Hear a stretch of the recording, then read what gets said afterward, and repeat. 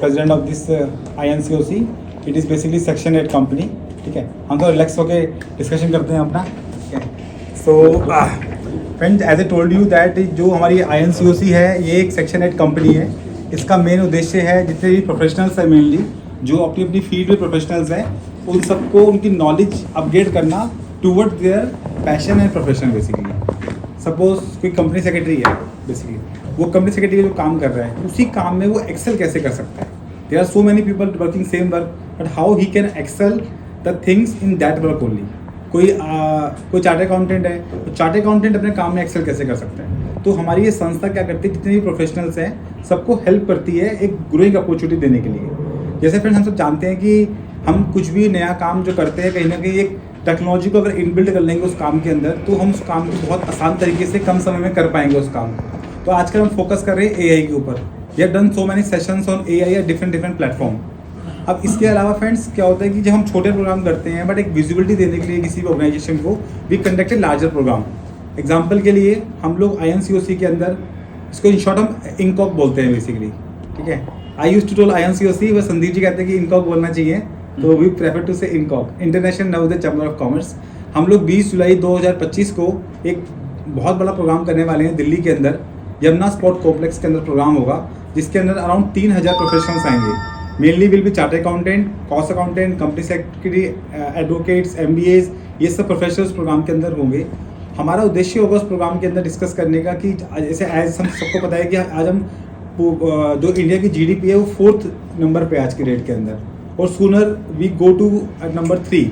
तो जितने हम प्रोफेशनल्स हैं, क्या सर? जापान से ऊपर हो गई. हाँ, जापान से ऊपर हो गई सर. अब हमें 4th से 3rd नंबर पे जाना है सर. जो हम टारगेट कर रहे हैं कि 2029 तक हम लोग उसको अचीव करें. ये हमारा गवर्नमेंट ऑफ इंडिया का टारगेट है कि 2029 तक हम पहुंच जाएंगे. बट वी आर ट्राइंग कि हम 2027 में कैसे पहुंच सकते हैं. अगर हम अपने प्रोफेशनल को प्रॉपरली गाइड करें, ठीक है, उनका मार्गदर्शन करें, उनको टेक्नोलॉजी से इनबिल्ड करें, नई अपॉर्चुनिटीज़ उनके सामने लेके आएँ चीज़ों की, तो हम उस जो हमारा टारगेट है, तो फ्रेंड अल्टीमेटली हम जो भी काम करते हैं कहीं ना कहीं GDP में हमारा उसका कॉन्ट्रीब्यूशन होता है. तो ये जो हमारा प्रोग्राम 20 जुलाई को होने वाला है, इस प्रोग्राम का जो नेम है, बेसिकली जो थीम है, वो है Viksit Bharat, the role of youth professional in Viksit Bharat. कि क्या एक जो यूथ है प्रोफेशनल, उसका क्या कंट्रीब्यूशन है विकसित भारत के अंदर, वो कैसे काम करे कि हम GDP को 4th से 3rd नंबर पे लेके आए. ठीक है, जब फ्रेंड्स हम क्या कहते हैं कि अगर हम अपना इंडिविजुअल वेलफेयर कर पाते हैं तो कंट्री का वेलफेयर ऑटोमेटिकली हो जाता है. फॉर एग्जाम्पल, भाई साहब बैठे हैं यहाँ पे, इनकी सपोज 20 लाख रुपये साल की इनकम है. अगर इन्होंने 20 लाख से इनकम को बढ़ा के 50 लाख कर दिया अपनी, 30 लाख रुपये इनकी पर्सनल इनकम बढ़ी है, लेकिन साथ में इनकी 30 लाख जो इनकम बढ़ी है उससे उनकी परचेजिंग पावर ही बढ़ गई है इनकी.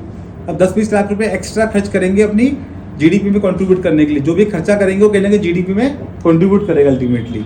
ओके, तो यही उद्देश्य है इस संस्था का, INCOC का, कि कैसे अपने सब प्रोफेशनल को एनरिच कर पाएँ नॉलेज के थ्रू, स्किल्स के थ्रू, और जिससे कि हम सब मिलके आगे बढ़ पाएँ और अपनी कंट्री को एक जल्दी से 3rd नंबर पे हम लेके आ पाएंगे बेसिकली. इसमें फ्रेंड सबसे पहले आपको मैंने बताया कि टेक्नोलॉजी एक बहुत बड़ा रोल प्ले करेगी हमारी GDP को 4th से 3rd नंबर पे लाने के लिए. इन टेक्नोलॉजी का बात करता हूँ तो AI के बहुत बड़ा रोल रहने वाला है, क्योंकि AI क्या कर रहा है, हम सबके काम को समराइज कर रहा है, कम समय में कर रहा है और ज़्यादा एफिशिएंसी से काम को कर रहा है बेसिकली. ठीक है, इसके बाद फ्रेंड्स एक एरिया और है आपका कैपिटल मार्केट का बेसिकली. कि कैपिटल मार्केट एक ऐसा निश एरिया है जिसके अंदर अगर आज के डेट में कोई आदमी इन्वेस्टेड नहीं है थ्रू मल्टीपल मोड, चाहे आप शेयर्स में इन्वेस्ट करते हो, डेरिवेटिव में इन्वेस्ट करते हो, या आप म्यूचुअल फंड के थ्रू करते हो, अगर कोई आदमी अगर आज के डेट में कैपिटल मार्केट से कनेक्टेड नहीं है, तो वो कहीं ना कहीं he is feeling something missing. उसको फोमो है एक तरह से, basically fear of missing out, कि मैं कुछ मिस कर रहा हूँ. ठीक है, मैं कुछ ज़्यादा कमा सकता हूँ बट कमा नहीं पा रहा. तो उस दिन एक सेशन हम रखेंगे कैपिटल मार्केट के ऊपर, कि how capital market will play major role GDP के अंदर. सब कुछ आएगा सर उसका, सब कुछ. वो कह रहे हैं IPO ठीक नहीं चल रहा, मतलब IPO is not good, then जो पहले को फिनिश करेंगे. हाँ, कोई बात नहीं. तो वो एक हमारा एक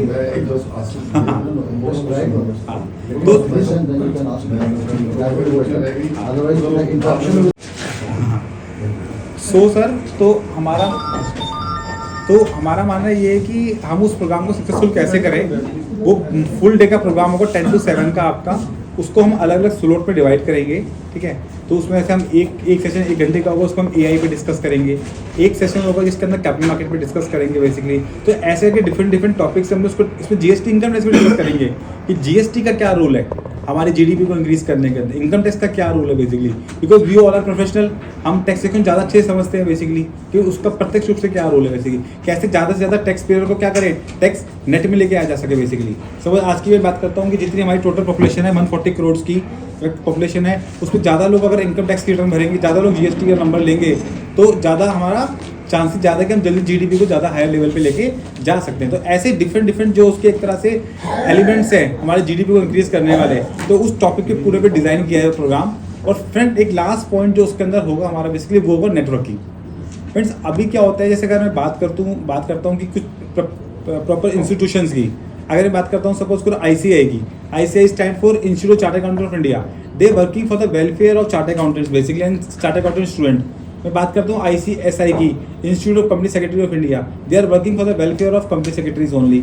मैं बात करता हूँ अगर institute of cost accountant of India की, they are working for CMS only, ठीक है। अगर बात करता हूँ बार काउंसिल ऑफ इंडिया की, they are working for the welfare of advocates only. तो ऐसे करके क्या जो इंस्टीट्यूशन बने हुए हैं, they are not doing cross networking basically. जो हमारा ये चैम्बर है बेसिकली, इसका पर्पस है हम सारे तरह के प्रोफेशनल को एक प्लेटफॉर्म पे लेके आएँ और एक दूसरे से नेटवर्किंग करके जो सिनर्जी गेन हम अचीव कर सकते हैं वो गेन अचीव करें बेसिकली।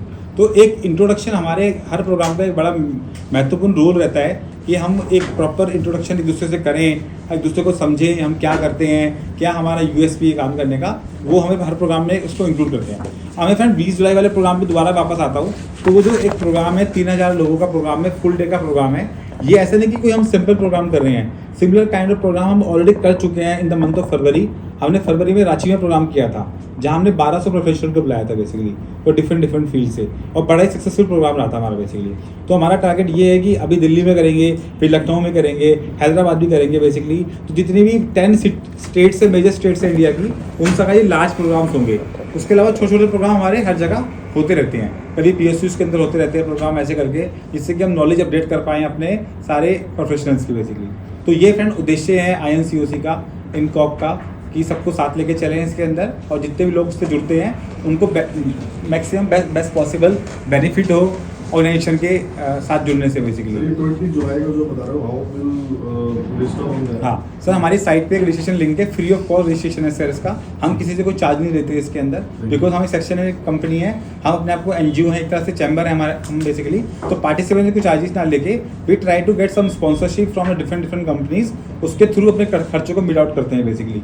और सेक्शन 8 कंपनी होने के चक्कर में हम ट्राई करते हैं कि कैसे मैक्सिमम एफिशिएंसी लगे, कम से कम खर्चे के अंदर ज़्यादा से ज़्यादा बड़ा प्रोग्राम हो सके बेसिकली। तो आप देखेंगे वो 20 जुलाई का प्रोग्राम हमारा यमुना स्पोर्ट कॉम्प्लेक्स में है ईस्ट दिल्ली के अंदर, और काफ़ी भव्य प्रोग्राम होगा, बड़ा प्रोग्राम होगा, और काफ़ी अच्छी बिजनेस अपॉर्चुनिटी हम सबको वहाँ मिलने वाली है उस प्रोग्राम के अंदर। तो मैं तो आप सबसे रिक्वेस्ट करूँगा जितने मैक्सिमम लोग उस प्रोग्राम को अटेंड कर सकते हैं, आप खुद भी करें, अपने जितने फ्रेंड सर्कल में सबको बोलें उस प्रोग्राम को अटेंड करने के लिए, और सबको एक होलिस्टिक ग्रोथ आप लोगों को वहाँ सीखने की मिलेगी। अब फ्रेंड्स हम एक सबका इंट्रोडक्शन रखेंगे अभी 5 मिनट, 1 मिनट के अंदर या 10 सेकंड के अंदर सब इंट्रोडक्शन देंगे, अपना नाम बताएंगे, हम क्या करते हैं बेसिकली, कहाँ से बिलोंग करते हैं, क्या क्वालिफिकेशन है, जिससे कि एक हमारा एक दूसरे से इंट्रोडक्शन हो सके बेसिकली। ऑल सर्विसेज बेसिकली ये मेरा मेन डोमेन है। तो I request from this side कि हम सब एक बार इंट्रोडक्शन दें। सर बहुत अच्छा लगा कि बहुत बढ़िया सेक्शन 8 कंपनी आपकी। My name is Mandhir Nayyar, I am a consultant in the field of logistics and supply chain management. मेरा मेन एरिया ऑफ फोकस जो है वो इम्पोर्ट्स ऑफ इलेक्ट्रॉनिक गुड्स है। ओके। तो I have been in this profession for the last 20 years, और I am also a certified lawyer. Okay. Yes, that is my introduction. Good sir. And I also have my chamber in East Delhi. अच्छा, good sir. Patparganj office complex जो है Palco, adjacent to that. Okay, great sir. That's my introduction. Great sir. Sir पहले defence में था, उसके साथ ही CMA qualify किया था, और उसके बाद मैं एज अ रिसर्च एनालिस्ट काम कर रहा हूँ सेबी के साथ। I'm a cost. So I qualified in 1998, and then I worked for HMT Limited for 4.5 years at Bangalore as an accounts officer. And then I resigned and then started my coaching classes called Achiever classes at Lakshmi Nagar for CS, EMS, CS. We were the first people who launched the classes for SIMA UK, CP USA and all. And after COVID, I started working for foreign clients, foreign students, giving online classes. And now I am also doing the online classes. I have taken that my COP, going to start my practice also maybe from next month from Lakshminagar, and doing some digital marketing also. I'm Tarun Mohitra. I'm CMA. Last May, I retired from Bharat Electronics. Now I am a social impact assessor also, and I'm also having my firm. But mainly, I'm focused on social impact assessment. Hi, I'm Manoj Kumar Sharma. I'm a cost accountant. I'm a fellow member. I have my own firm, Manoj Kumar Sharma and Associate. I'm basically focusing on DT and IDT. Thank you. Shikham, ex-banker, editor, Rashtriya Sanskriti, Okay. ex-official member in the Minority Commission. Okay. This is my introduction. Thank you. Hello good evening मैं Shipra Kochar from 1NDF हम एक digital loan market place है for small and medium enterprises thank you Sandeep ji thank you Sangam ji for bringing us here for a discussion today हाँ sir. Sir एक मेरा नाम सुनील अभय है और मैं एचडी न्यूज़ इंडिया के नाम से अपना खुद का यूट्यूब चैनल चलाता हूँ। किस नाम से सर? एचडी न्यूज़ इंडिया का। एक्चुअली न्यूज़ जी। नमस्कार सबको। Hi, I'm Kumud. So I'm from 1NDF, a platform that helps professionals like you and some startups and MSMEs. Thank you. Good evening, everyone. First of all, it's great to meet you all. To be a part of this event among the esteemed members, it's a huge honor for me.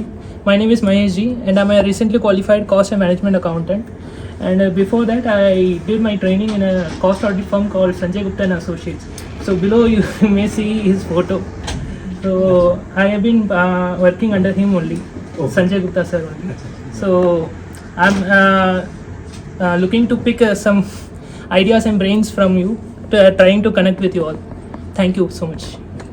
Hi everyone, I am CMA qualified. I am CM Krishna Gupta. I'm in practicing, taking care of the internal audit and cost audit stuff. Sir. My name is Naresh. So I have been running various companies. First, share company, then engineering company, then now a media company. And I have been a science graduate, international law, and I have done some studies for cost accountancy and some other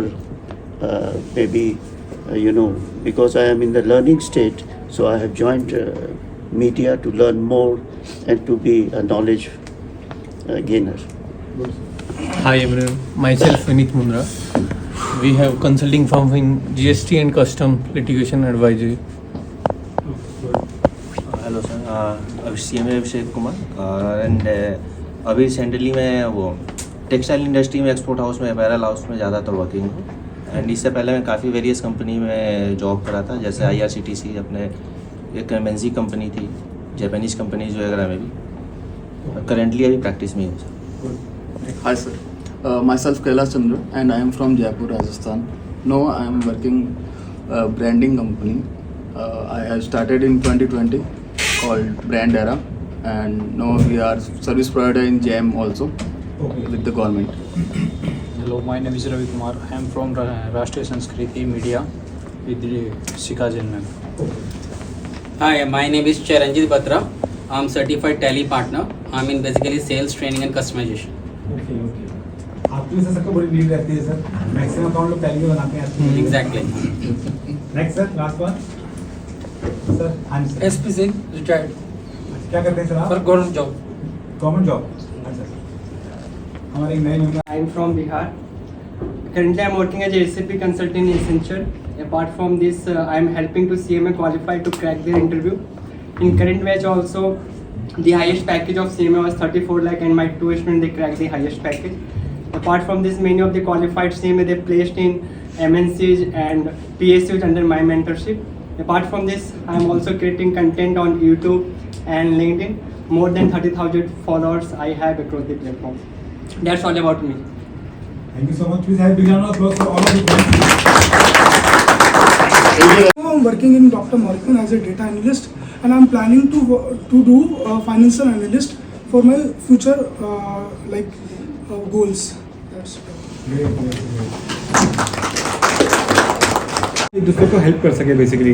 जैसे sir ने बताया कि help करते हैं CMS को job लगवाने के अंदर, तो सर मेरी रिक्वेस्ट है कुछ हमारे CMS इस रूम के अंदर भी हैं, आप उनकी जरूर हेल्प करें जितनी मैक्सिमम पॉसिबल हो सकती है, जिससे कि सब लोग एक अच्छी इंप्लॉयमेंट मिले, अच्छा बिजनेस मिले करने के लिए।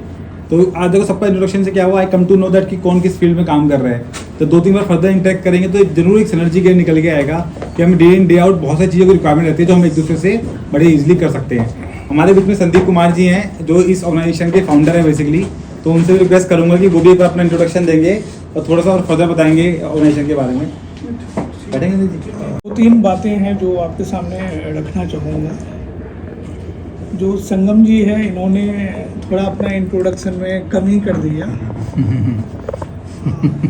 चार्टर्ड अकाउंटेंट, कॉस्ट अकाउंटेंट, कंजूसी कर दी है।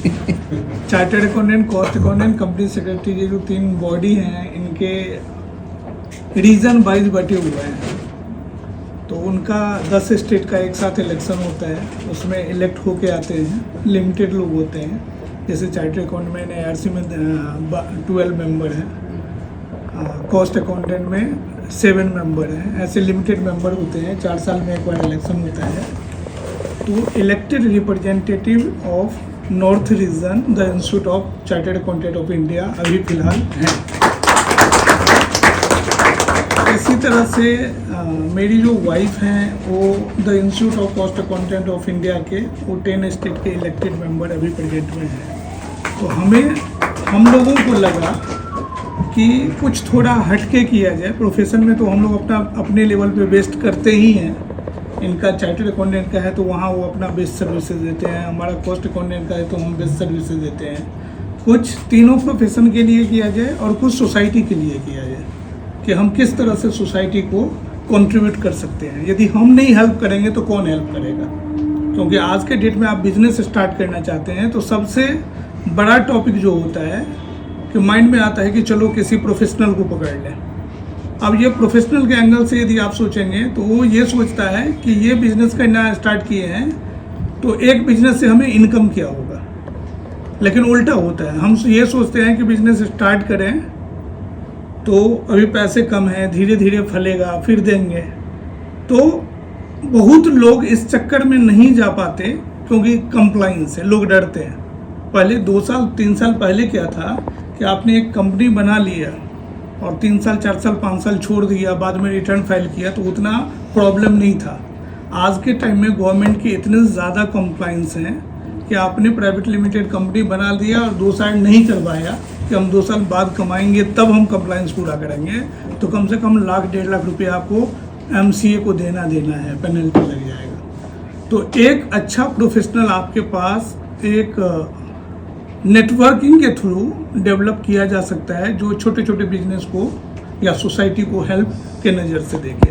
प्रोफेशनल चीज़ अलग है, वो चलता रहेगा, मेंटेन रहेगा, नेटवर्किंग का कॉन्सेप्ट है और इसको हम लोग सर वाइड लेवल पे करना चाह रहे हैं। आप यदि उठा लें चैम्बर ऑफ कॉमर्स, कोई भी PhD चैम्बर ऑफ कॉमर्स उठा लें, SHM उठा लें, FICCI उठा लें, CII उठा लें, जो इंडिया में टॉप लेवल के हैं, वहाँ क्या है सर कि एक पॉइंट मिसिंग है, स्टूडेंट को कोई ध्यान नहीं देता कि स्टूडेंट के लिए आप क्या कर रहे हो। क्योंकि आजकल क्या है ना, सब कुछ यूथ डिसाइड करेगा। आप जितना उसको स्ट्रॉन्ग बनाएंगे वो रिजल्ट उतना अच्छा देगा। तो उसके लिए किसी तरह का कोई चैम्बर रोड मैप नहीं तैयार कर रखा है कि उसको किस तरह से एक अच्छा स्ट्रक्चर में तैयार किया जाए ताकि वो अच्छे लेवल का काम कर सके। यदि विकसित भारत का कॉन्सेप्ट देखेंगे तो उनका मेन थीम यही है कि आने वाले यूथ से हम कितना कंट्रीब्यूट करवा सकते हैं, लेकिन यूथ को उस तरह से ढालने के लिए किसी तरह का ऑर्गेनाइजेशन ने स्टेप नहीं लिया। तो हम लोगों ने इसको बड़े लेवल पे पकड़ा कि जो प्रोफेशनल स्टूडेंट हैं, क्वालिफाइड होने वाले हैं या कॉलेज में MBA करके निकलने वाले हैं, तो उनको किस तरह से एक मार्केट में दिखाना चाहिए कि किस तरह से वो अपना फ्यूचर को सेव कर सकते हैं ताकि उससे गवर्नमेंट को या इंडिया को ज़्यादा से ज़्यादा बेनिफिट मिल सके। तो हम लोग लगातार सर पिछले मतलब इस साल स्टेट वाइज हम लोग प्रोग्राम करते हैं। ये छोटे छोटे हैं जो लर्निंग पॉइंट हैं। कुछ आपको पॉजिटिव कुछ ना कुछ दे के जाएगा। लेकिन हर स्टेट का कॉन्सेप्ट है सर, हर स्टेट में एक प्रोग्राम करेंगे बड़ा सा, 1 साल में एक प्रोग्राम।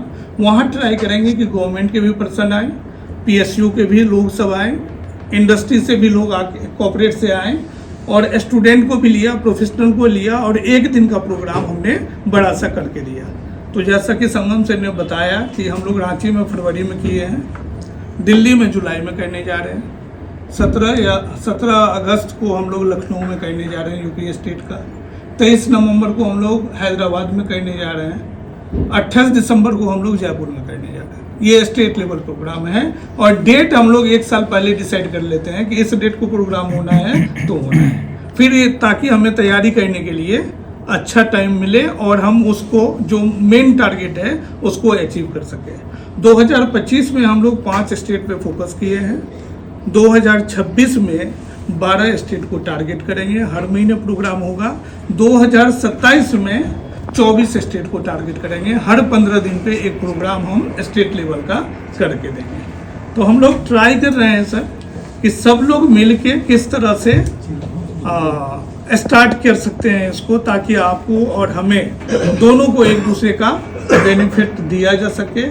मुझे ये लगता है कि मैं 10 साल मेहनत करके 80% PSU में अपना लिंक बना सकता हूँ, तो यदि आपको थोड़ा हेल्प कर दूं तो आप भी अपने बिजनेस का ग्रो इजीली कर सकते हैं। हमें कुछ नहीं करना है, आप जो प्रॉब्लम है वहाँ तक पहुँचाना है।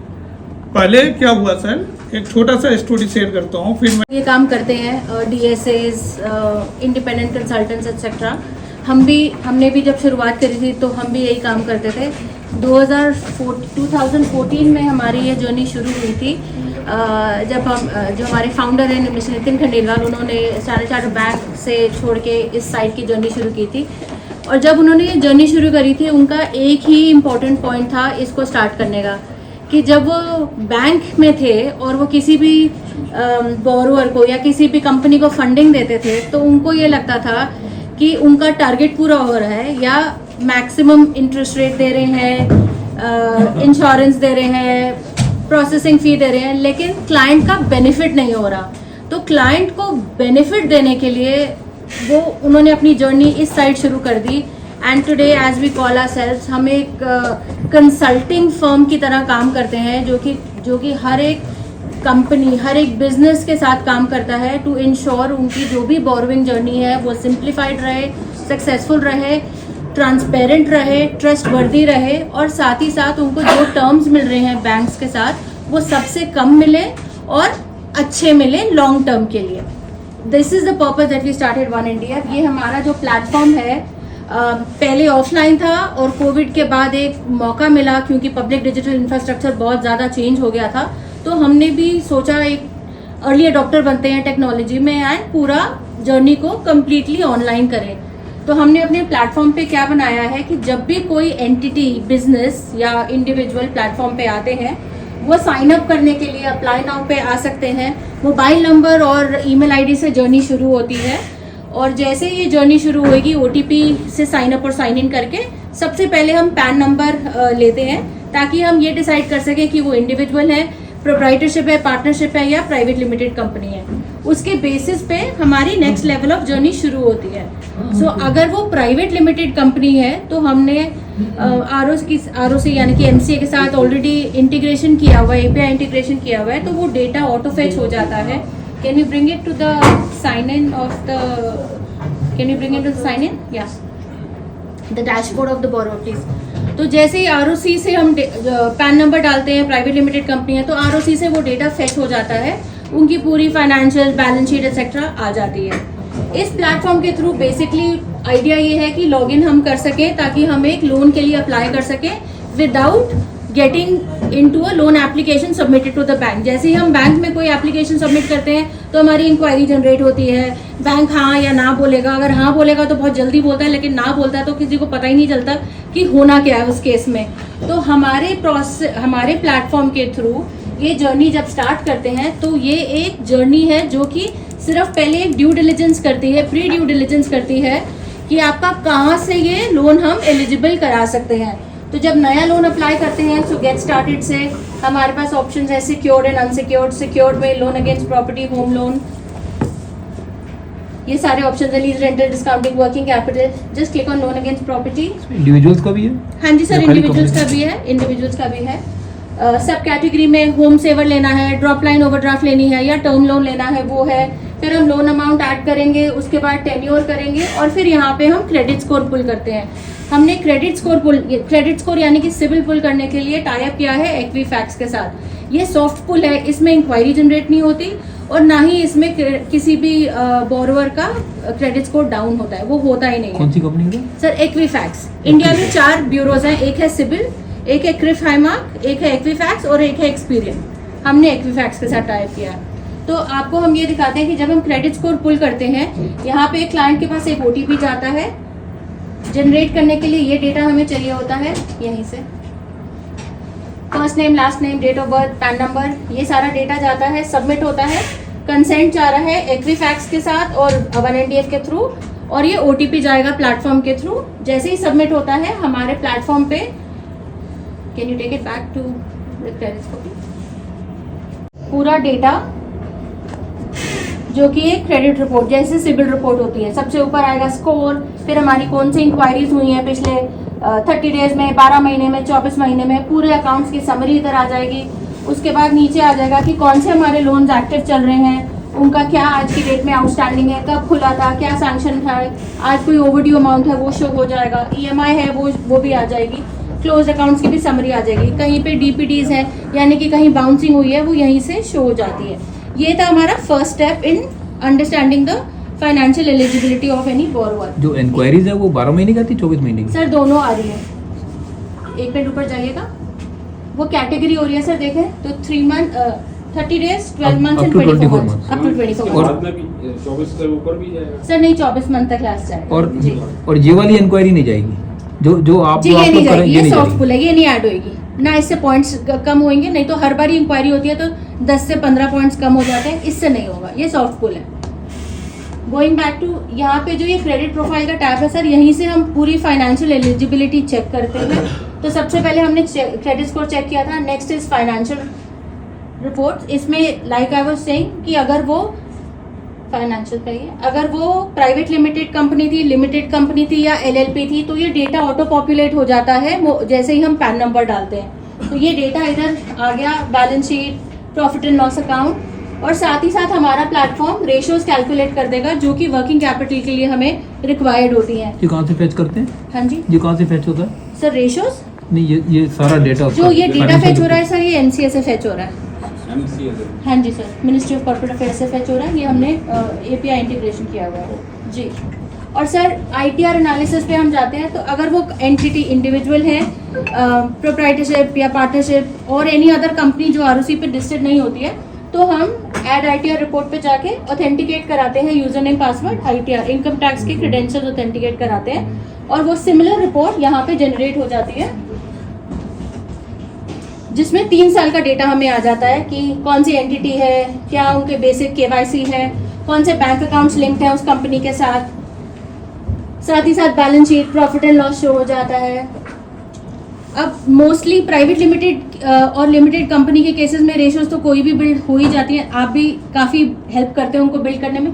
लेकिन in case of proprietorship and partnership हमें ऐसा लगता है कि जब MSMEs होते हैं उनको रेशियोज के बारे में बहुत ज़्यादा पता नहीं होता है। जब स्पेशली वो वर्किंग कैपिटल लेने जाते हैं तो बिल्कुल ही एकदम उनको बहुत लॉस फील होता है, तो इसलिए हमने ये रेशियोज बिल्ड करके ये शो करा है।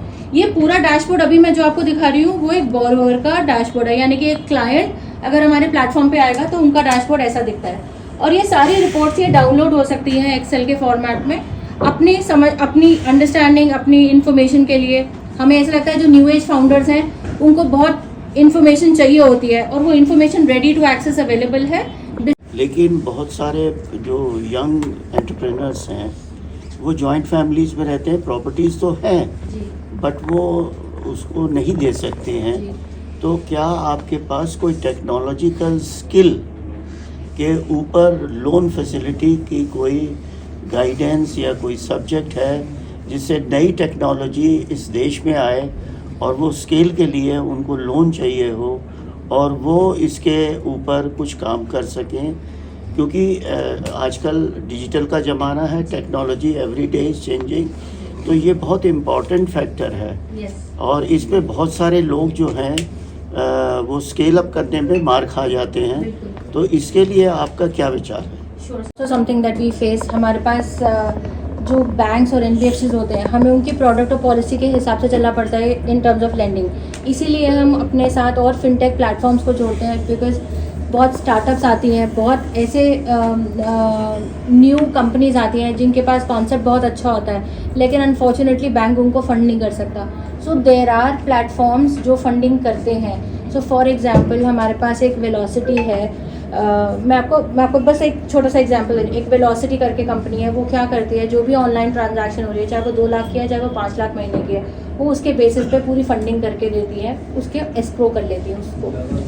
सेकेंड इज़, किसी को अगर टेक्नोलॉजी इंट्रोड्यूस करनी है या किसी को अगर मशीनरी इंपोर्ट करनी है, उसके लिए हमारे पास अलग NBFCs और फिनटेक प्लेटफॉर्म्स है।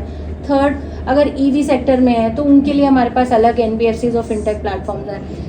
कमिंग टू योर पॉइंट कि अगर किसी को टेक्नोलॉजी एडवांसमेंट करनी है, उसके लिए क्या है sir, case to case basis there are possibilities कि हम किसी के साथ, हमारे साथ बहुत सारे P2P लेंडर्स भी हैं जो कि प्रोडक्ट हमारे साथ क्रिएट कर सकते हैं को लेंडिंग में, बट वो वायबिलिटी चेक करने के बाद we have the option available. So we are also wanting, हम ये डेटा अपने प्लेटफॉर्म पे जब कंप्यूट करते हैं, हमारे पास लीडरशिप आती है। 120 लेंडर्स हैं सर, 120 लेंडर में मल्टीपल डिविजन्स हैं सर। आप जैसे बता रहे थे 17 डिवीजन है SBI की, तो ICICI बैंक की भी ऐसे ही सिमिलर 17 डिविजन्स हैं। हम सबके साथ काम करते हैं। हर एक डिवीजन के रिक्वायरमेंट अलग है, वो किस टाइप की फंडिंग करते हैं वो अलग है, वो किस टाइप के बिजनेसेस को देखते हैं वो अलग है। तो हम हर सबके साथ काम करके साथ ही साथ उनको ये भी बताते हैं कि देखो ये हमारे पास आज की डेट में रिक्वायरमेंट आ रही है, क्या आपके पास कोई प्रोडक्ट है जो इसमें फिट हो सके। So there are companies, there are institutions who are doing funding for startups or creating schemes or coming up. Time taking process है, but it is happening. हालांकि ये आपके एम्बिट में नहीं है, लेकिन फिर भी मैं आपके अटेंशन में डालना चाहता हूँ कि यहाँ पे जो इनकम टैक्स ये अभी आप बात कर रहे थे, वो 28% से लेके 35% तक हो जाता है। देखिए, आप अगर पैसा कमा रहे हैं और 35% का पार्टनर गवर्नमेंट है और 15% आपका एक्सपेंडिचर होता है, आप समझ लीजिए नंबर 2 का, और 50% तो आपने बाहर दे दिया। अब वो 50% में आपका कुछ एडमिनिस्ट्रेटिव एक्सपेंसेस भी होते हैं, तो आपको 7% या 8% एक्चुअल प्रॉफिट होता है। तो जब बच्चे यहाँ पे काम करते हैं, वो ये देखते हैं कि प्रॉफिट तो यहाँ पे कुछ नहीं है, तो वो दुबई जैसी कंट्री चले जाते हैं जहाँ पे इनकम टैक्स 0 होता है, और फिर वो वहाँ जाके काम करते हैं, ट्रेडिंग करते हैं।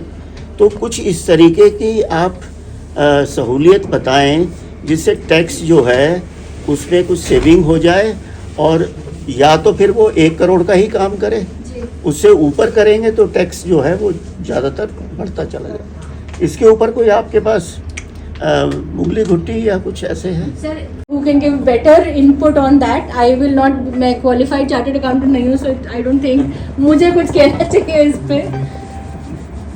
You are losing the actual entrepreneurship of this country. जो talented है उनको तो आपने भगा दिया। अब जो 50 और 65% के लोग हैं वो बच जाते हैं, वो बेचारे इधर उधर घूमते फिरते रहते हैं।